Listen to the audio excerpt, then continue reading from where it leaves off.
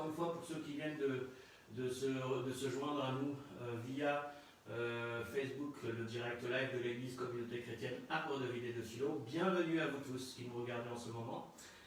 Aujourd'hui, c'est particulier parce que, comme je l'ai dit ce matin, d'ailleurs le temps aussi est particulier, hein, il a fait beau pendant 2 mois et puis maintenant c'est les nuages, c'est la pluie.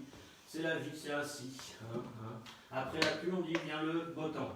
Alors il faut aussi un peu de pluie malheureusement, mais ce qui manque cruellement en ce moment justement, c'est les finances. Ah, l'argent. Oh là là, avec tout ce chômage, la crise.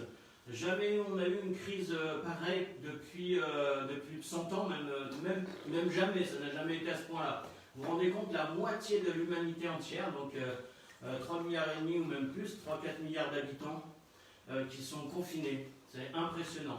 Mais Dieu est là malgré le confinement. Amen. Alors aujourd'hui, voilà, on va parler des finances. Avec ma chère femme Bénédicte, nous allons parler justement de comment gérer les finances. C'est ma femme qui a tout préparé, donc j'ai pas lu ni regardé ce qu'elle faisait, donc je lui fais confiance, voilà. Hein, ma femme quand même, c'est pas n'importe qui dans le sens où les finances, elle connaît très bien. Elle a été cadre financier pendant plus de 20 ans, cadre financier international. Hein. Elle a beaucoup voyagé, beaucoup bougé. Et voilà, c'est pas de la gnognotte comme on dit. Donc, qui pouvait mieux parler des finances que ma femme, qui, je le répète, a abandonné son travail pour suivre le Seigneur. Voilà, parce que vous savez, quand on est à un rang très élevé dans les finances, à un moment donné, vous savez, il y a des magouilles, tout ce qui s'ensuit. Et bah voilà, donc la foi, hein, elle a tout abandonné, c'est bien, voiture de fonction, tout ce qu'on veut pour le Seigneur, hein, un bon salaire. Et comme elle a démissionné, elle avait le droit à rien. Et je peux vous dire qu'elle touchait beaucoup d'argent à cette époque-là. Et puis bah, maintenant, elle est heureuse parce que bah, déjà, je suis dans sa vie, hein, chérie. Je plaisante bien sûr, mais quoi Non. Pas tant que ça. Et donc, bah, merci chérie. Et donc, du coup, en même temps, bah, elle fait ce qu'elle aime faire, en fait, finalement. Et bah, je crois que tu es épanouie, ma chérie. Voilà, donc je vous présente Bénédicte, ma femme, qui va enseigner ce matin sur les finances. Alors, on va prier avant. Alléluia, Seigneur mon Dieu, je te remets ma femme, l'Éternel notre Dieu, je te prie de la garder, Seigneur, dans ce qu'elle va dire, Seigneur, que ton Saint-Esprit la remplisse, il inonde de ta grâce, mon Dieu, et que tu parles à travers son cœur, Seigneur, à travers ses pensées, que tu nous ouvres aussi les yeux et les oreilles, Seigneur, pour que nous soyons attentifs à la manière dont nous, en tant qu'enfants de Dieu, nous devons gérer notre argent. Et c'est vrai que moi, je n'ai pas été fort dans ce domaine durant ma vie, mais Dieu m'a mis une femme comme ma femme Bénédicte, pour justement me montrer que par rapport aux finances, vous aussi, si vous gérez mal votre finance, sachez qu'il y a quelque chose tout va dégringoler après, donc c'est vraiment important le message d'aujourd'hui. Encore une fois, sois bénie ma chérie, et je vous dis à tout à l'heure. Amen. Amen, au nom de Jésus. Amen. Merci Seigneur de mettre ta parole dans ma bouche et que cette parole puisse toucher les cœurs. Alors, le thème de mon message ce matin, je vais déjà vous afficher le titre, c'est Dieu ou Mammon et la peur de manquer. C'est un thème qui m'a vraiment parlé parce que on est en train de vivre une époque très particulière, comme l'a dit Idir, et on est vraiment dans un temps où on va de plus en plus être confronté à des problèmes économiques. On sait bien qu'aujourd'hui, les États ils sont en train de dépenser plein d'argent pour essayer tant bien que mal de sauver les meubles, entre guillemets, de l'économie du monde. Mais on voit bien aussi que, on sait qu'il y a beaucoup d'économistes sérieux, et pas que des chrétiens, hein, loin de là. Il y a beaucoup d'économistes aussi qui ne sont pas forcément chrétiens, mais qui annoncent que ce système actuel économique mondial ne peut pas tenir encore très longtemps. Il tient qu'à d'un fil de vraiment tout fin, et il n'en faut de peu qu'il se casse. Et je crois que c'est vraiment, pour l'instant, que c'est Dieu qui a permis pour l'instant que ce fil ne se casse pas et que le système économique mondial ne s'effondre pas. Alors je ne veux pas vous faire peur, justement, parce que c'est le thème de mon message, c'est justement comment on va lutter contre cette peur, mais il faut aussi être averti, préparé. Alors, on va dire ceux qui sont effectivement effectivement, il y a beaucoup de personnes qui sont au courant que ce système économique ne tient qu'à un fil. Alors, ils vont se préparer d'une manière humaine, on va dire avec la sagesse du monde. Alors, il y en a certains, ils disent oui, il faut acheter de l'or, il faut acheter des terres, il faut acheter, voilà, il faut placer son argent dans des choses qui ne sont pas à la banque, parce qu'on sait que quand les banques vont faire faillite, ils vont, on va dire, accaparer toutes les épargnes des gens. Donc tout ça pour voilà, vous planter un petit peu le décor. On sait qu'on est dans un temps très particulier et il va falloir vraiment être très très bien accroché à Dieu pour résister à tout ça et pour vaincre justement cette peur de manquer. Donc c'est ce que j'avais vraiment à cœur de vous partager ce matin, c'est de vous donner plusieurs, voilà, déjà vous parler de ce que dit la parole de Dieu par rapport à tout ça. Et la bonne nouvelle, c'est que Dieu, avec Dieu, on ne manquera de rien. C'est vraiment ce que toute sa parole nous dit. Il dit, je crois que j'ai entendu, j'ai pas fait le calcul moi-même, mais j'ai entendu que dans sa parole, il nous dit n'ayez pas peur 365 fois.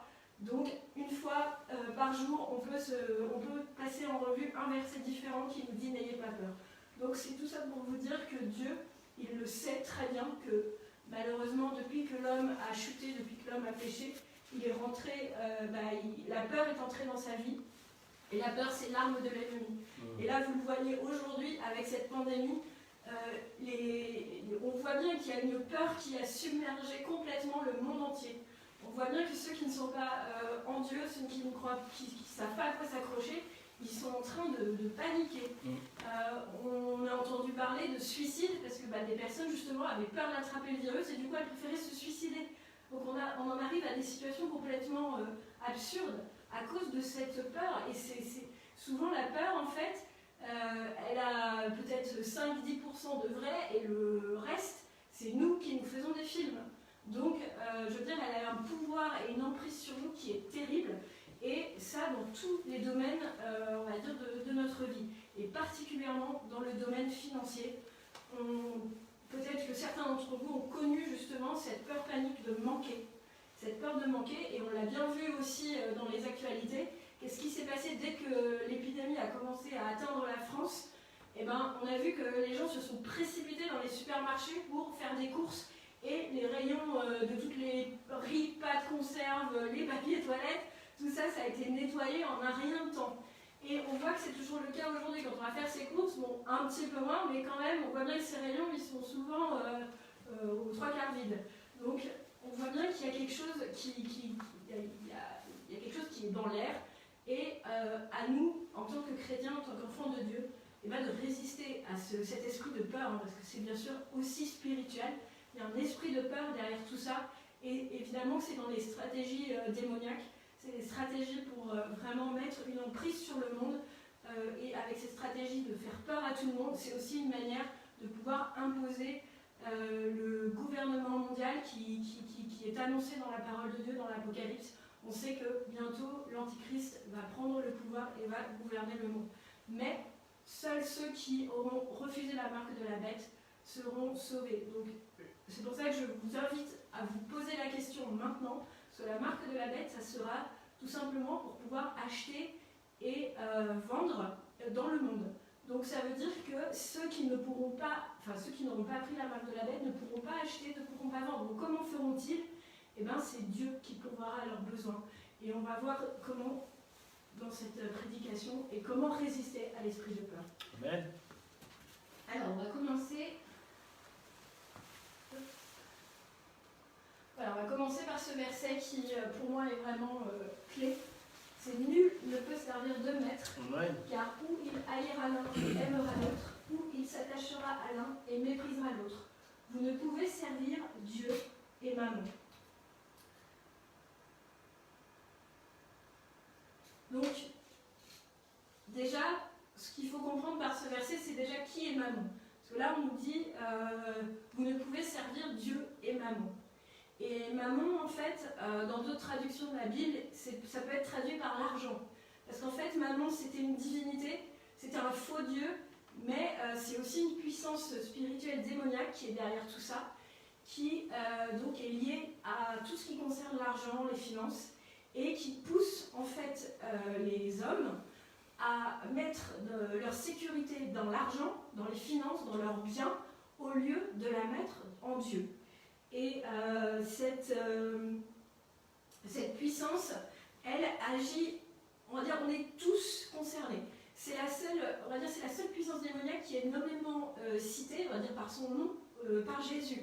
Tout ça pour dire que c'est quelque chose où peut-être qu'on ne fait pas attention quand on vit tous les jours, mais je peux vous dire, parce que j'ai quand même pas mal étudié la question et je le vois même dans ma propre vie, je peux vous dire que cette puissance, elle est très dure on va dire, à repousser, mais par la grâce de Dieu, nous avons les armes pour pouvoir y faire face. Et je vais déjà vous mettre... je vais déjà vous indiquer comment on peut reconnaître que Mammon est à l'œuvre dans nos vies. Alors tout ça, vous allez le retrouver aussi dans un livre qui s'appelle « Bien, richesse et argent, principes bibliques de gestion financière ». Ce livre est très bien fait, vraiment il a un très très bon enseignement sur toute la domaine du gestion des finances. Je vous encourage à l'acheter, il est disponible en général à la CLC, enfin voilà, dans toutes les bonnes librairies chrétiennes. Et c'est vraiment, si vous avez besoin d'enseignements précis là-dessus, je vous encourage à le lire. Et je vais aussi vous partager donc, la liste des signes de l'influence de Mammon. C'est une liste que j'ai empruntée à l'ouvrage d'un frère qui s'appelle Xavier Molinari, et qui a écrit donc un ouvrage aussi sur le domaine de l'enseignement des finances. Et voici ces signes. Alors le premier signe, c'est si vous vous inquiétez et si vous avez des soucis avec l'argent. Le deuxième signe de l'influence de Mammon dans votre vie, c'est la mentalité de se dire « je ne peux pas me le permettre ». Ça veut dire, si Mammon vous influence, ça veut dire que vous avez peur en fait, alors que vous avez l'argent sur votre compte en banque, vous avez l'argent sur votre compte d'épargne, mais vous préférez, plutôt que de dépenser quelque chose dont vous avez besoin maintenant, non, vous refusez de le dépenser parce que vous avez peur pour l'avenir.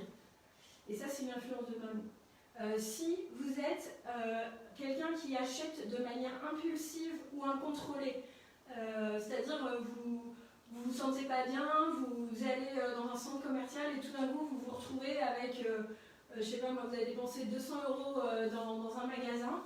Alors pour les femmes, ça peut être les vêtements, les chaussures. Pour les hommes, ça peut être peut-être les gadgets high-tech ou des trucs dont on n'a pas vraiment besoin. Mais ça nous fait du bien de dépenser. Ça, c'est un signe de l'influence de Mammon. Si vous êtes toujours mécontent ou insatisfait, si vous voulez ce que le voisin a, la convoitise, tout ça, c'est des signes d'influence de Mammon.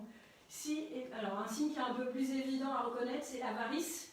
C'est tous ceux qui sont attachés tellement à leur argent que le dépenser pour eux, c'est un supplice. Donc c'est le fait de retenir les richesses.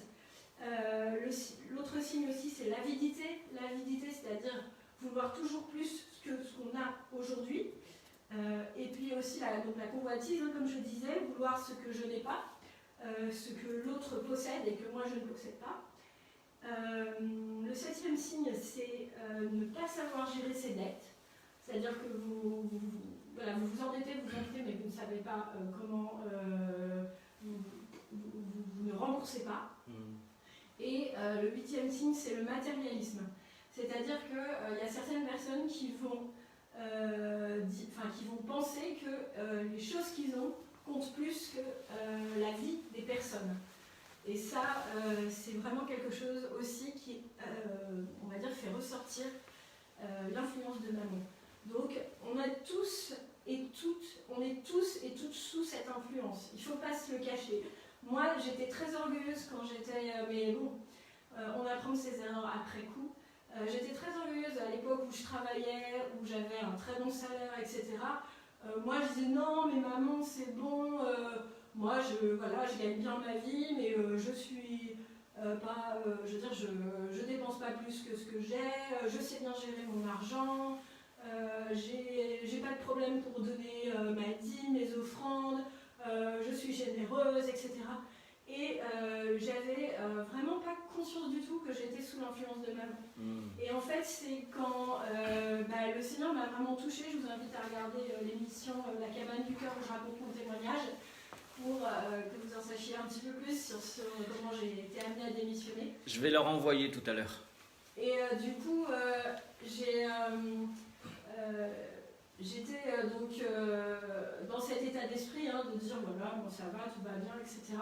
Et en fait, quand j'ai été vraiment frappée par un enseignement qui m'a touchée, je me suis rendu compte qu'en fait, j'étais dans une cage dorée. J'étais esclave de maman dans une cage dorée à travers mon travail, à travers tout un système, tout un engrenage où j'étais, on va dire, complètement prisonnière.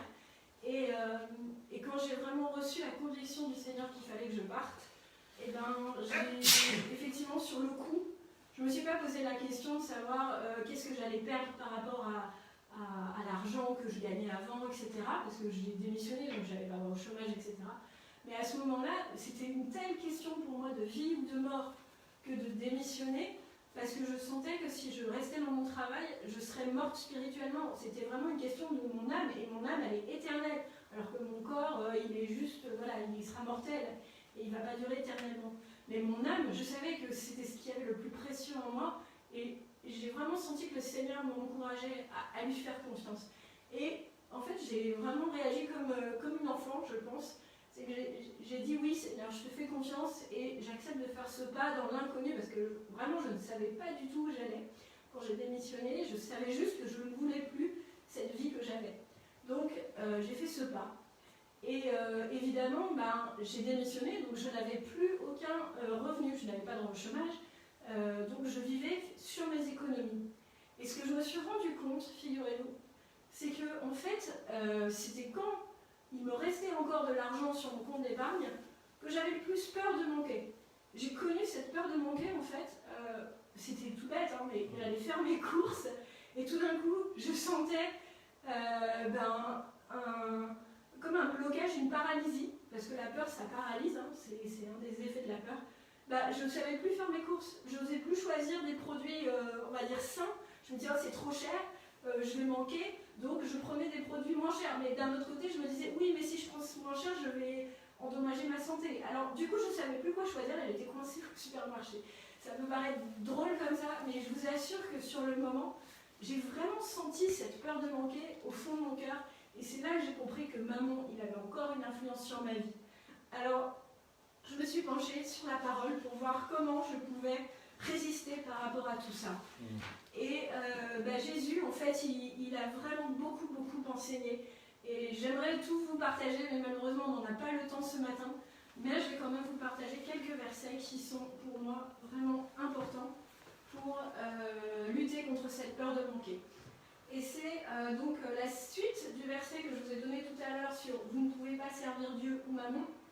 C'est Matthieu 6, 25 à 34 qui dit « C'est pourquoi je vous dis, ne vous inquiétez pas pour votre vie de ce que vous mangerez, ni pour votre corps de quoi vous serez vêtu. La vie n'est-elle pas plus que la nourriture et le corps plus que le vêtement? Regardez les oiseaux du ciel, ils ne sèment ni ne moissonnent et ils n'amassent dans des greniers. Et votre Père Céleste les nourrit. Ne valez-vous pas beaucoup plus qu'eux? Qui de vous, par ses inquiétudes, peut ajouter une coudée à la durée de sa vie? Et pourquoi vous inquiétez au sujet du vêtement? Considérez comment croissent les lys des champs, ils ne travaillent ni ne filent. Cependant, je vous dis que Salomon même, dans toute sa gloire, n'a pas été vêtu comme l'un d'eux. Si Dieu revêt ainsi l'herbe des champs qui existe aujourd'hui et qui demain sera jetée au four, ne vous vêtira-t-il pas à plus forte raison, gens de peu de foi?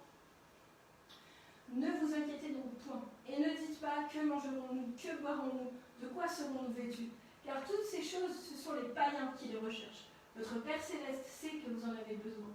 Cherchez premièrement le royaume et la justice de Dieu, et toutes ces choses vous seront données par-dessus. Ne vous inquiétez donc pas du lendemain, car le lendemain aura soin de lui-même. À chaque jour suffit sa peine. Amen. Donc là, on voit que Jésus, en fait, par rapport à cette influence de maman, il nous dit plusieurs fois, il répète dans ce passage plusieurs fois, ne vous inquiétez pas, ne vous inquiétez pas, ne vous inquiétez pas. Et à la fin, il parle de ne pas s'inquiéter du lendemain. Et c'est ça, en fait, le fond de la peur du manquer. C'est que, en fait, on s'inquiète de quoi, comment on va faire pour manger, comment on va faire pour se vêtir. Et au lieu de a Dieu qui nous dit dans sa parole, dans la prière qu'on adresse à notre Père, c'est donne-nous notre pain de ce jour. On ne lui demande pas le pain du lendemain, on lui demande le pain de ce jour. Et en fait, le secret, c'est vraiment de se confier en Dieu comme un enfant.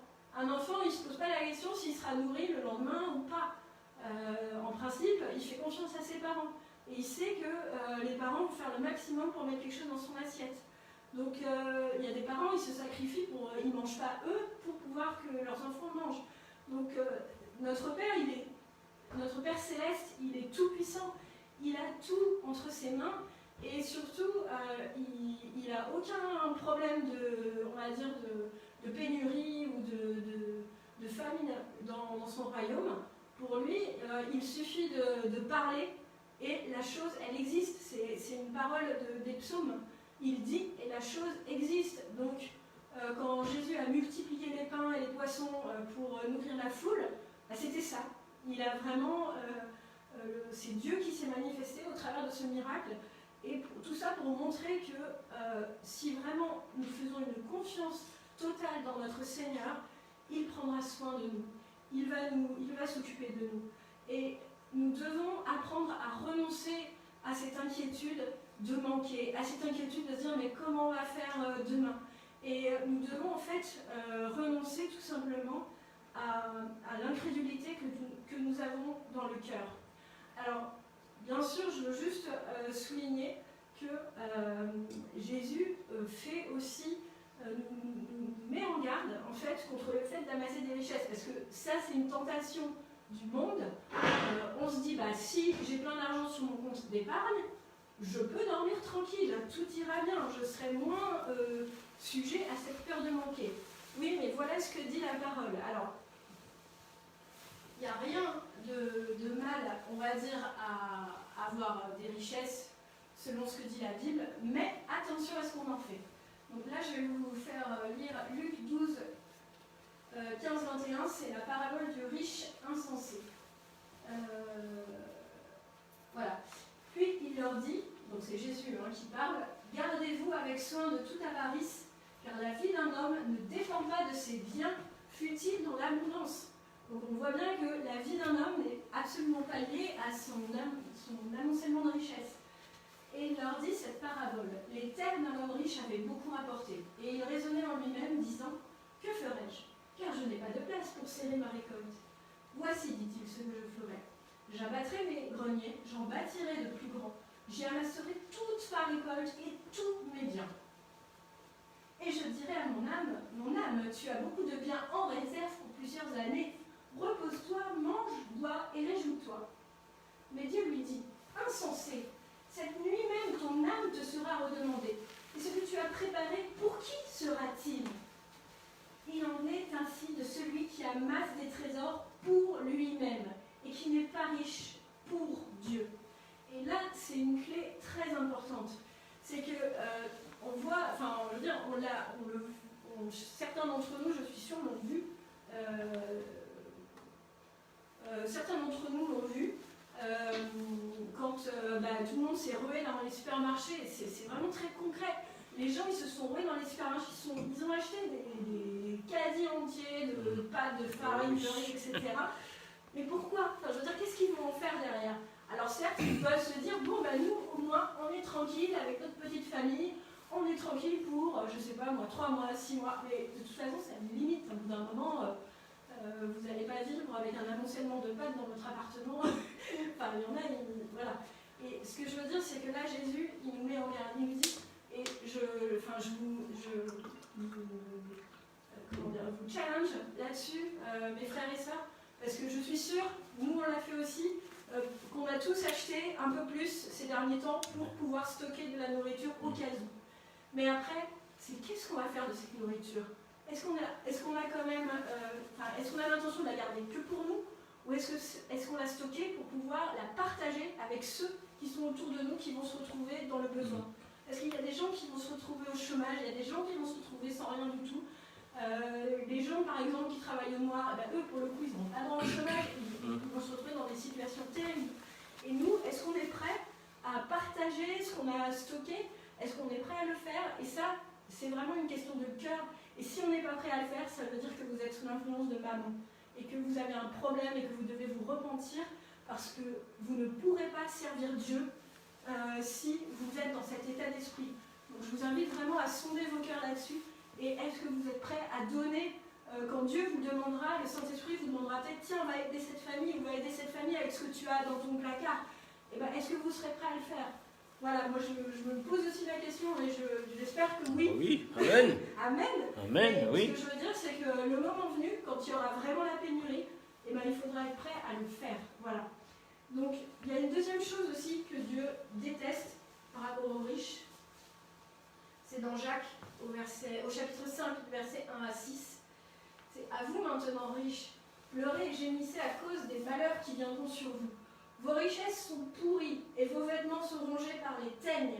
Votre or et votre argent sont rouillés et leur rouille s'élèvera en témoignage contre vous et dévorera vos chairs comme un feu. Vous avez amassé des trésors dans les derniers jours. Voici le salaire des ouvriers qui ont moissonné vos champs et dont vous les avez frustrés cris. Et des cris des moissonneurs sont parvenus jusqu'aux oreilles du Seigneur des armées. Vous avez vécu sur la terre dans les voluptés et dans les délices. Vous avez rassasié vos cœurs au jour du carnage. Vous avez condamné, vous avez tué le juste qui ne vous a pas résisté. Vous avez tué le juste qui ne vous a pas résisté.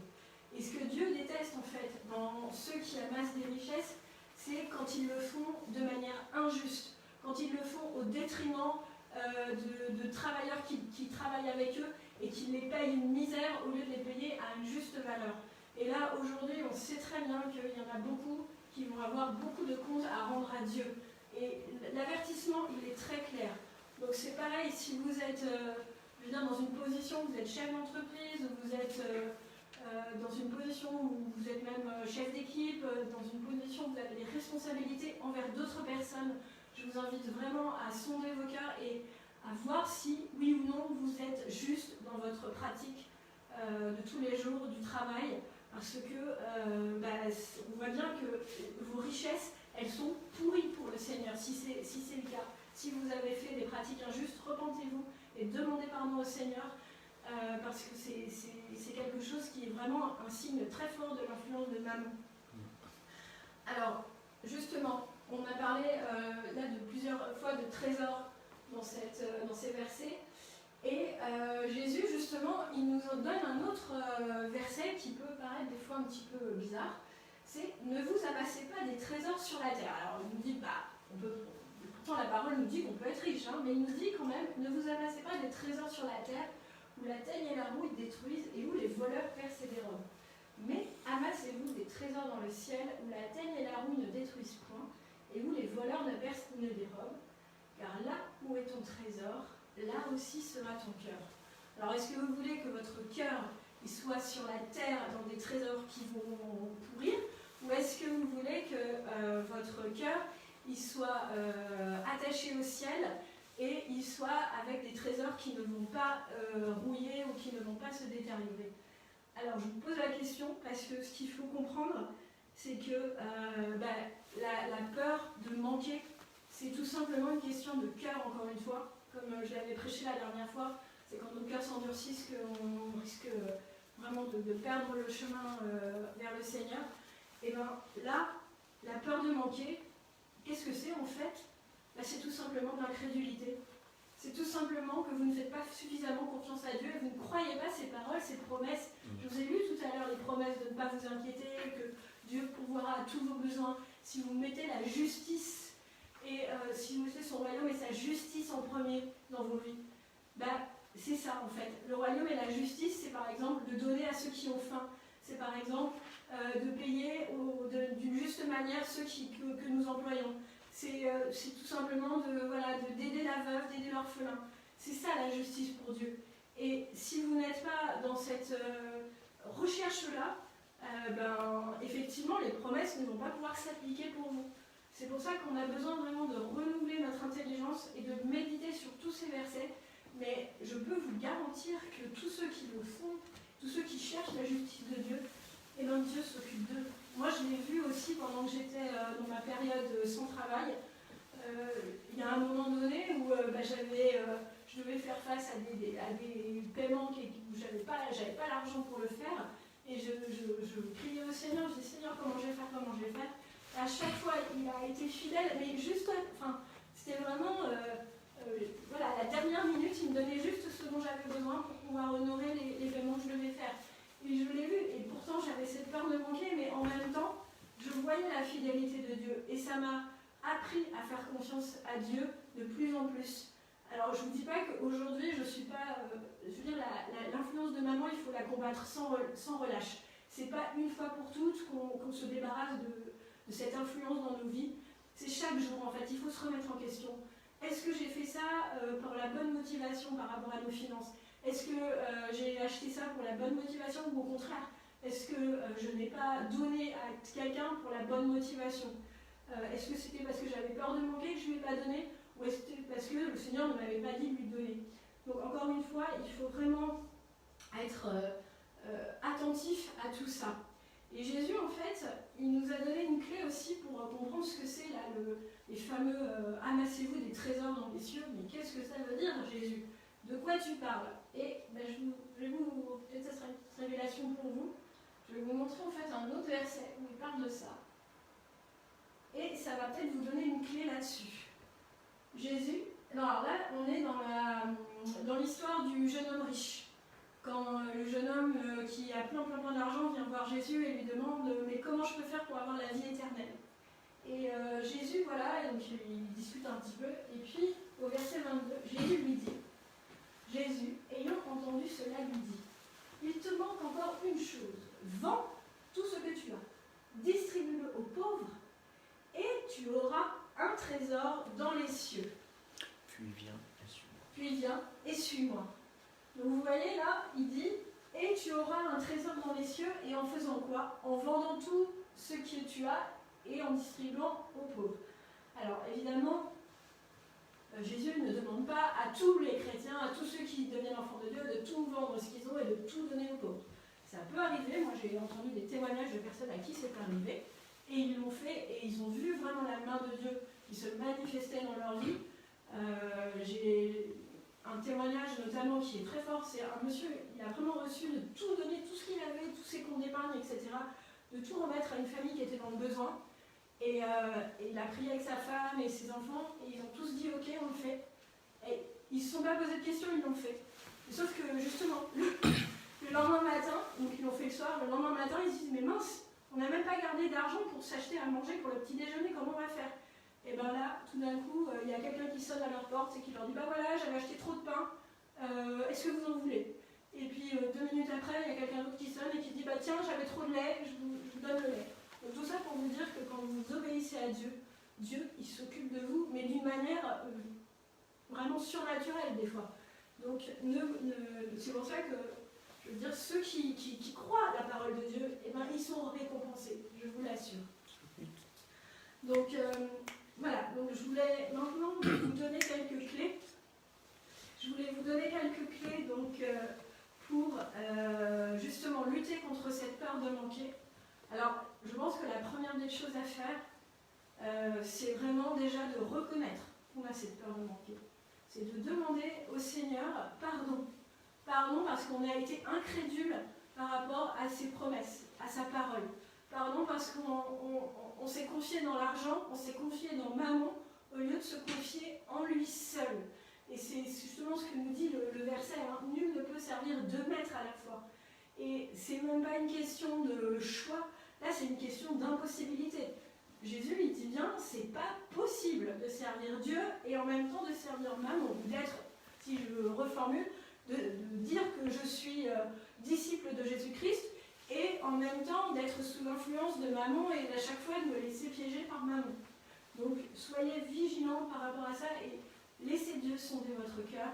Il n'est pas là pour vous juger, il n'est pas là pour vous condamner, au contraire, il est là pour vous libérer de cette mauvaise influence de la peur de manquer et de maman. Donc laissez-vous sonder par le Seigneur, première chose. Deuxième chose, comme on l'a vu, là Jésus il conseille au jeune homme riche justement de tout distribuer, de tout vendre et de tout distribuer et de le suivre parce qu'il avait détecté qu'il avait un problème avec l'argent. Et il savait que c'était ça qui le rendait prisonnier captif et que ça l'empêchait d'obtenir la vie éternelle. Malheureusement, cet homme riche n'a pas suivi les conseils de Jésus, mais ça c'est une autre histoire. Mais voilà, je vous indique un verset qui... attendez, je vais d'abord le lire. Pardon.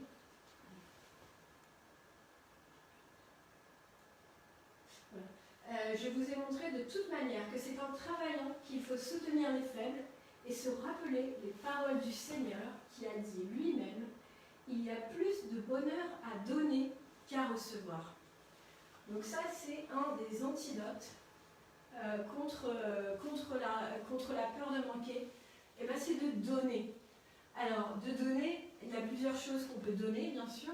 Déjà, la première chose, mais je ne vais pas rentrer dans le détail de l'enseignement, sinon ça serait trop long, c'est je vous encourage, je vous l'ordonne pas, mais je vous encourage vraiment à donner votre dîme fidèlement. Après, que le Seigneur vous mette dans le cœur à qui, normalement, si vous êtes dans une église qui vous nourrit bien, qui est, je veux dire, vous sentez que c'est vraiment votre place, bah, normalement, vous devriez donner à cette église. Maintenant, si pour X raison, vous n'êtes pas dans une église ou autre, bah, demandez au Seigneur de vous montrer à qui vous pouvez remettre votre dîme.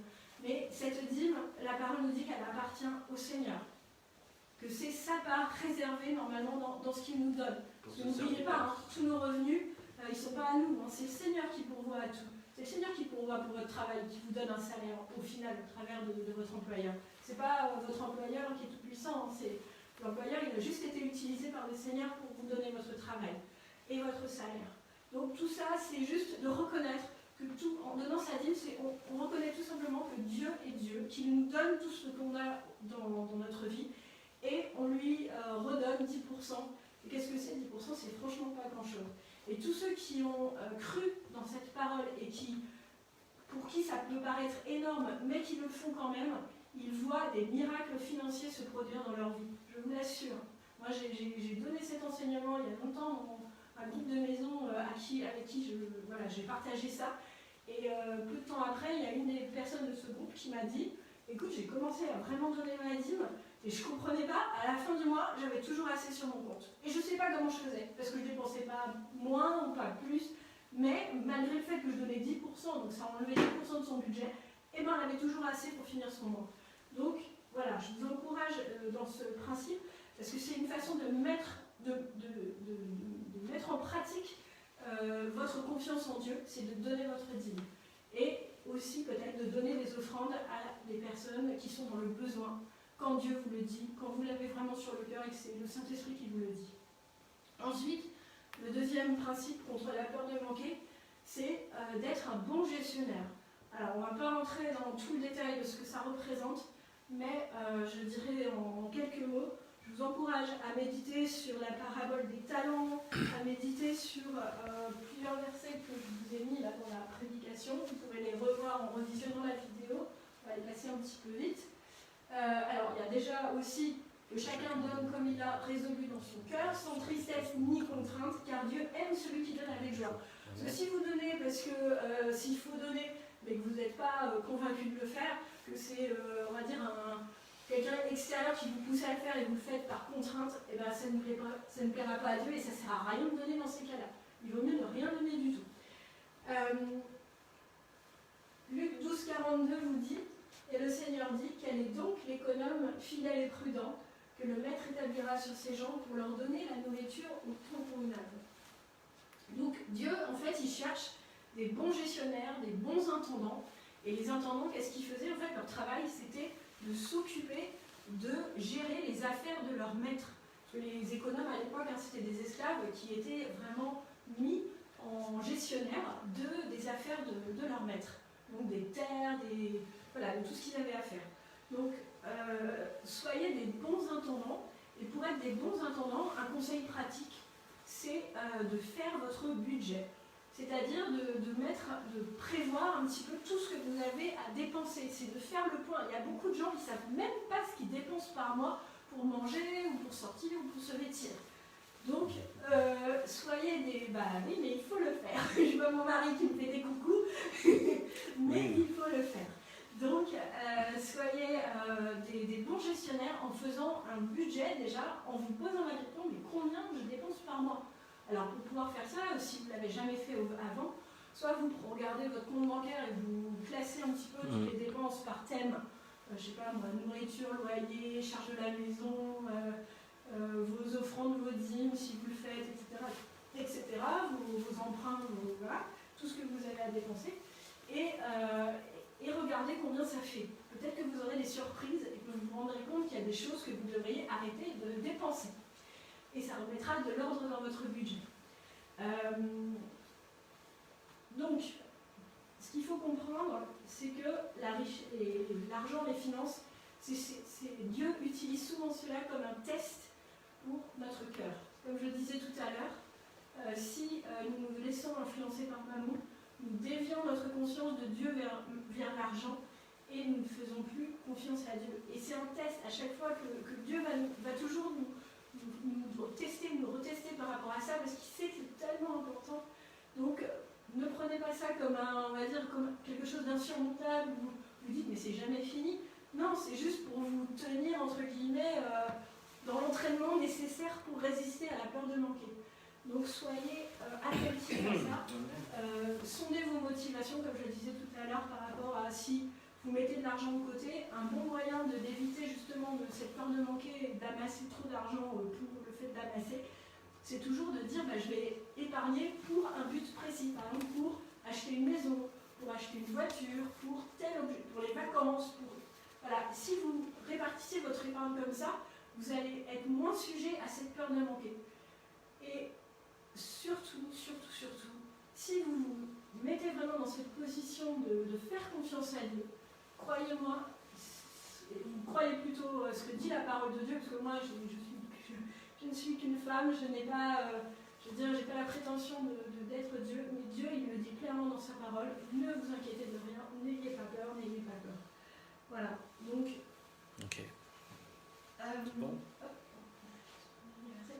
Et juste pour conclure par rapport à tout ça, si vous mettez en pratique ce que je vous ai dit, de bien gérer votre argent, de donner régulièrement, et bien regardez ce que nous dit la parole dans 2 Corinthiens 9, verset 8. Il nous dit « Et Dieu peut vous combler de toutes sortes de grâces, afin que, possédant toujours en toutes choses de quoi satisfaire à tous vos besoins, vous ayez encore en abondance pour toute bonne œuvre. » Amen. Donc on voit bien que Dieu n'est pas contre le fait d'avoir de l'argent, mais en revanche il est contre le fait qu'on ait de l'argent pour nous-mêmes, pour nos besoins à nous et pour notre égoïsme à nous. Non, ce qu'il veut, c'est que si nous confie de l'argent, c'est qu'on sache bien le gérer déjà pour éviter de dépenser trop par rapport à nos besoins réels, pas à tous nos désirs insensés et des fois qui nous entraînent à faire des dépenses plus que raisonnables. Et surtout, cet argent qu'il nous confie, c'est parce qu'il a envie de bénir d'autres personnes avec. C'est qu'il souhaite que nous soyons un canal de sa bénédiction vers les autres. Donc, encore une fois, frères et sœurs, soyez vigilants par rapport à tout ce que je vous ai enseigné aujourd'hui, soyez vigilants par rapport à l'influence de Mammon dans vos vies, et apprenez à donner et à faire confiance au jour le jour au Seigneur. Ne vous inquiétez de rien. Rentrez vraiment dans cette paix du petit enfant qui fait confiance à son père parce qu'il sait que c'est lui qui pourvoit tous ses besoins. Et Dieu, il est vraiment illimité. Son royaume est illimité. Sa puissance, elle est illimitée. Donc, Amen. Croyez qu'il fera des miracles pour vous sortir de vos situations. Voilà. Alors, je vous invite tous à prier avec moi pour que nous puissions vraiment nous remettre en question par rapport à ça. Tu peux... Alléluia. Alléluia. Je vais prier d'abord, puis tu finiras. Alléluia. Seigneur, merci parce que nous pouvons te faire confiance, Seigneur. Merci parce que tu es un Père fidèle. Tu es un Père bon. Tu nous dis qu'avec toi, nous ne manquerons de rien. Tu es le bon berger, Seigneur. Nous ne manquerons de rien. C'est ce que dit ta parole dans le psaume 23. Alors nous voulons vraiment nous appuyer sur tes promesses. Et surtout, Seigneur, sonde nos cœurs et nous te demandons pardon pour toutes les fois où nous avons été incrédules par rapport à cette parole, que nous ne manquerons de rien. Et toutes les fois où nous nous sommes réfugiés où nous avons mis notre confiance dans notre argent au lieu de la mettre en toi seul, Seigneur. Pardonne-nous toutes les fois où nous aurions dû donner notre argent à quelqu'un qui était dans le besoin et nous ne l'avons pas fait à cause de cette peur de manquer, Seigneur. Pardonne-nous toutes les fois, Seigneur, où nous avons failli dans ce domaine, où nous avons trop dépensé, Seigneur, où nous avons été mauvais gestionnaires de notre argent et où nous avons tout simplement, du coup, empêché quelqu'un d'être béni à cause de cette mauvaise gestion, Seigneur. Pardonne-nous toutes les bêtises, toutes les choses futiles et inutiles que nous avons dépensées pour satisfaire nos désirs charnels, qui n'étaient pas des désirs qui venaient de ton cœur, Seigneur. Alors, pardonne-nous et nous t'invitons, Seigneur, nous invitons ton Saint-Esprit à venir nous changer, à changer nos cœurs de pierre pour en faire des cœurs de chair, Seigneur, qui vont être remplis de ta compassion, Seigneur, pour les autres, et où nous allons nous oublier et oublier notre égoïsme, Seigneur, pour donner aux autres, pour donner à ceux qui sont dans le besoin et ceux que toi tu veux bénir, Seigneur. Conduis-nous par ton Saint-Esprit, dans le nom puissant de Jésus. Amen. Amen.